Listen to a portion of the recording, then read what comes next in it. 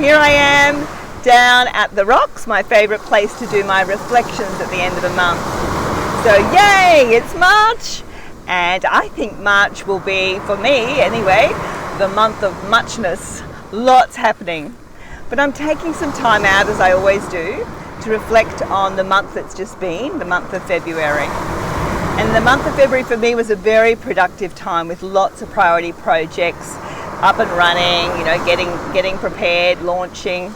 I have been promoting my Rock Your Stripes revised 2024 edition quite a bit this month, and really grateful for the orders coming in. It's lovely to be able to sign them and wrap them and send them out, so thank you for that. I've also been getting ready for the Fae 5 online program that's now online for you to book into, to register, and that's rolling out at the end of March.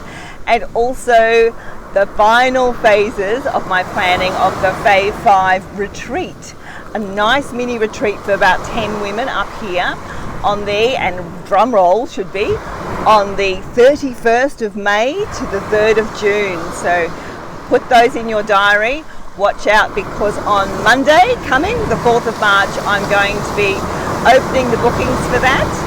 And remember, it's for 10 people only. So more on that on my website and on my socials from Monday. So in the midst of all that in February, I also had some personal surgery. Had a couple of niggling things that have been happening for years, and I had them all repaired at once, which was wonderful. And so it was a quiet time after surgery for me to be in the office just doing all of these, working on these projects, no other clients, and making them happen. I've also been campaigning quite a bit for Team Eden, the local government elections coming up here. The wonderful Amy Eden is running for mayor. She's had last term as councillor. And also Joe Piggott is running for a councillor position here. And the reason I mention both those ladies is I am so proud. I am so happy to see two of my alumni from the Elevate Her Leading Lady Circles that I ran back in 2018, 2019 here, going for these leadership positions to really lead the way forward for their community.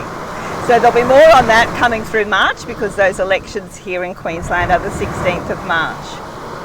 I wrote in my journal at the beginning of February the word momentum.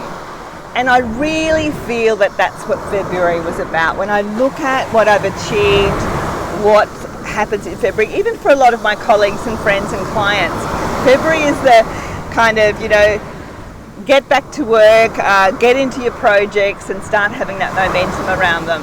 And it's really great when you see that happening. So it's a lovely, how would you say, positive month, and a great way to celebrate at the end of each month the little chunks that you're doing along the way to get to perhaps final goals that may happen later in the year. So one of the things that I'm very grateful for also, and excited about the month of March, is that it's International Women's Day, and in Queensland one day is never enough, so it's a whole week starting next week. And I have 4 speaking gigs, which I'm really looking forward to. If you want to know more about those, I've also posted those on my Facebook and LinkedIn socials, so you can follow those there. Now, I like to leave you with a thought-provoking message on each of these videos, so it's not just about what I'm doing or my reflections, but something to really think about. And there's a word that's been coming up that I really want to make sure people understand the real meaning of. It's a controversial word, it's a divisive word, it's being weaponized at the moment, particularly in election campaigns, and that's the word woke. Now, the true meaning of the word woke is to be more broadly aware, is to be evolved in your thinking. It's about truth-telling, it's about justice, it's about equality, it's about inclusion, it's about having a really good understanding through listening of how others see the world and being able to make decisions that takes all of that into account.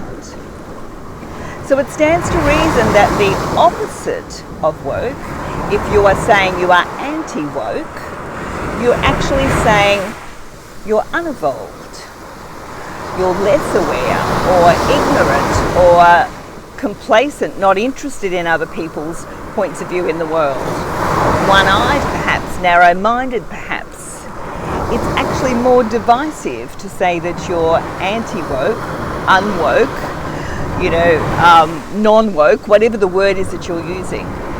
So be careful with the words that we use, because when I look at the true meaning of the word woke, damn sure I'm woke. Every part of me, I would rather be evolved, inclusive and extremely aware and listening and open to how others view the world than the opposite of that, wouldn't you?